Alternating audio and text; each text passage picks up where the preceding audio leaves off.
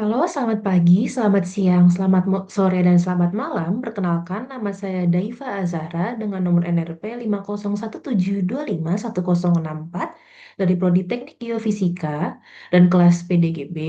Untuk video ini, saya akan mereview salah satu buku yang cukup menarik, terutama untuk kalian yang tertarik dengan geoscience atau lebih spesifiknya geophysics, yaitu Geophysics A Very Short Introduction karya dari William Lowry.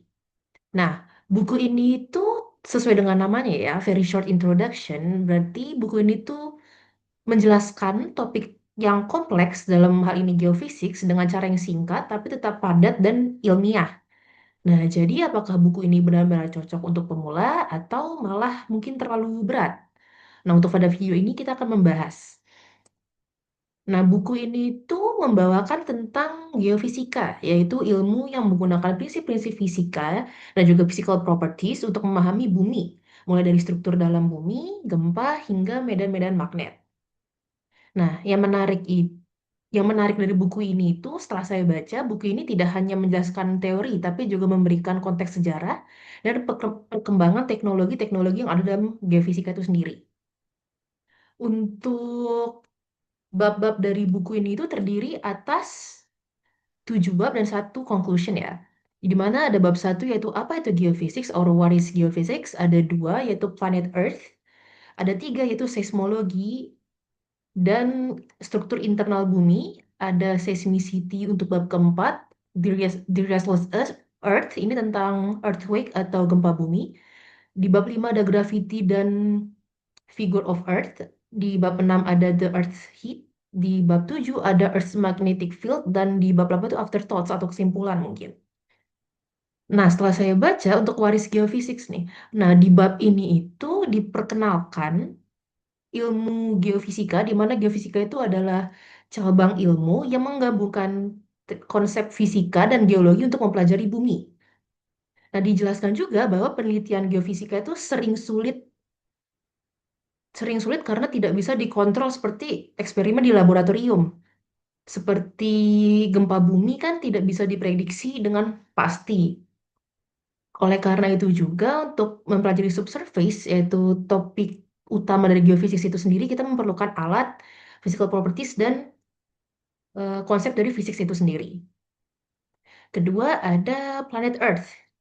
Nah, di bab planet Earth ini atau bab kedua, pembahasannya itu lebih meluas ke skala planet, mulai dari hukum fisika dasar seperti energi, lalu juga ada momentum, sampai ada bagian yang menjelaskan pembentukan bumi dan sistem tata surya.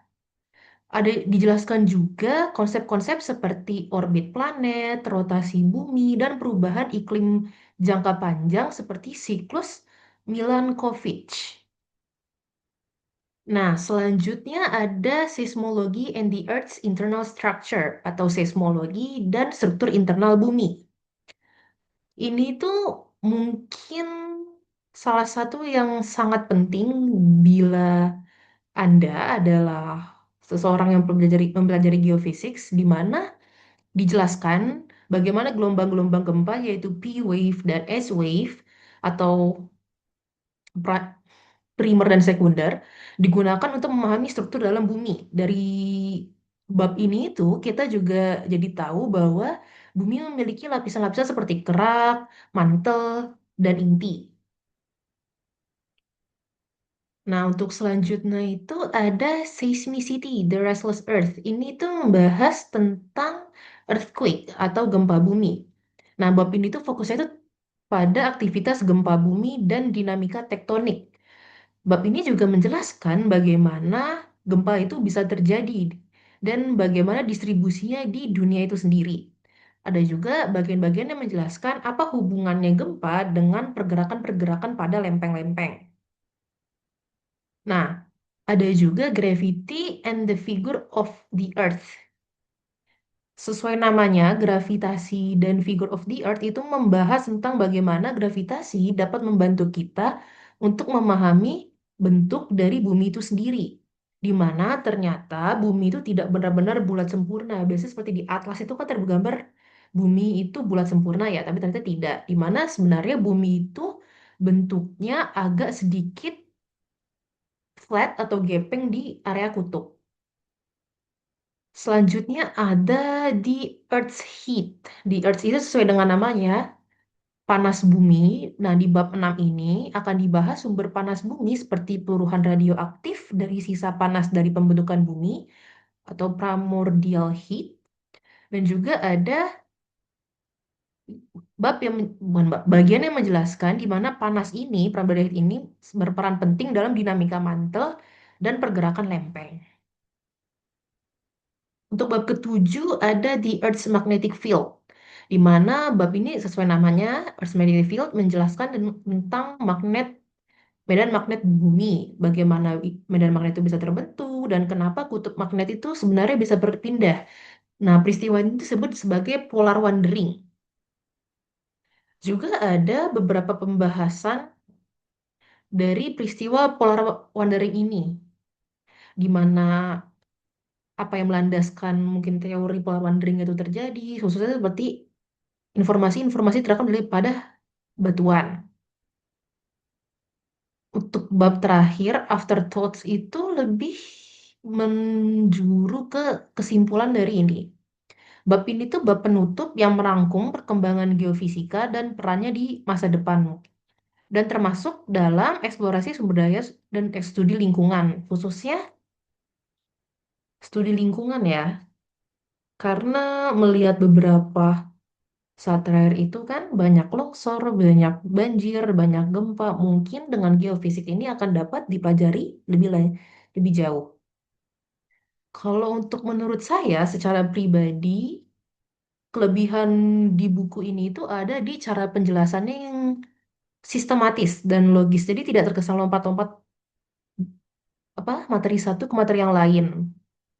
Buku ini tuh juga berhasil menyederhanakan konsep yang sebenarnya cukup kompleks, seperti gelombang seismik atau dinamika planet, yang mungkin kalau untuk orang-orang awam kan tidak mengerti. Untuk saya yang sedang mempelajari geofisik sendiri saja, masih belum terlalu paham. Nah, selain itu, ada juga keseimbangan di antara teori dan mungkin apa sebutannya? Aplikasi. Jadi kita tuh tidak cuma belajar konsep, tapi juga bisa tahu kegunaan di dunia nyata. Atau tidak hanya tahu solusi tapi juga tahu konsep-konsep yang mendasari seperti misalnya kan tadi ada polar wandering. Kalau cuman diberitahukan oh ya ada kejadian di mana kutub A dan kutub B itu bertukar posisi kan terkesannya itu absurd. Cuman di buku ini tuh dijelaskan apa faktor yang bisa menyebabkan peristiwa itu tuh terjadi. Nah, namun juga ada beberapa kekurangan dari buku ini. Kalau untuk menurut saya sendiri karena buku ini itu singkat, jadi beberapa topik itu terasa terlalu dipadatkan. Jadi penjelasannya itu kurang mendalam. Mungkin untuk pembaca yang benar-benar pemula seperti saya, beberapa bagian mungkin masih terasa cukup berat, terutama yang berkaitan dengan fisika. Kalau untuk saya secara pribadi melihat buku ini tuh cocok untuk pengantar awal ke orang-orang yang tertarik pada bidang geofisika itu sendiri, terutama untuk mahasiswa geofisika atau bahkan yang masih SMA, SMP, namun tertarik kepada bidang ini. Buku ini itu bukan tipe buku yang bisa dibaca santai, tapi juga bukan tipe buku yang terlalu teknis seperti textbook. Jadi posisinya itu menurut saya ada di tengah-tengah ilmiah, tapi masih cukup general atau aksesibel. Kalau memang suka memahami bagaimana bumi bekerja, buku ini tuh bisa jadi pintu untuk masuk ke dalam konsep geofisik lebih dalam yang sangat bagus. Untuk mungkin saya bisa merating buku ini tuh 9/10 karena untuk kelebihannya itu penjelasannya jelas dan terstruktur, cakupan materinya cukup luas dan cocok sebagai pengantar. Ada juga beberapa gambaran-gambaran yang disertakan dari buku, jadi tidak seluruhnya itu tulisan. Untuk kekurangannya mungkin beberapa bagian itu terasa terlalu padat, jadi seperti bahasanya itu masih sangat ilmiah dan masih butuh dasar fisika untuk benar-benar memahami isi dari buku-buku ini. Nah, jadi mungkin sekian review pribadi saya mengenai buku Geophysics, A Very Short Introduction karya dari William Lowry. Kalau memang mungkin Anda yang menonton ini tertarik dengan bumi, gempa, atau bagaimana planet ini bekerja, buku ini tuh sangat, mungkin untuk saya tuh sangat worth it untuk dibaca karena ya memang penjelasannya sistematis. Kalau untuk mendasar saja memang enak, cuma tadi ada kendala tadi bahasanya sangat fisika ya, masih agak sedikit teknis. Jadi mungkin kalau memang berlatar belakangnya itu IPS kah, bahasa kah, mungkin akan mengalami sedikit kesulitan untuk membaca buku ini. Mungkin sekian yang bisa saya sampaikan. Terima kasih. Saya ucapkan atas perhatiannya. Saya mohon maaf jika ada kata-kata yang salah diucapkan. Wassalamualaikum warahmatullahi wabarakatuh.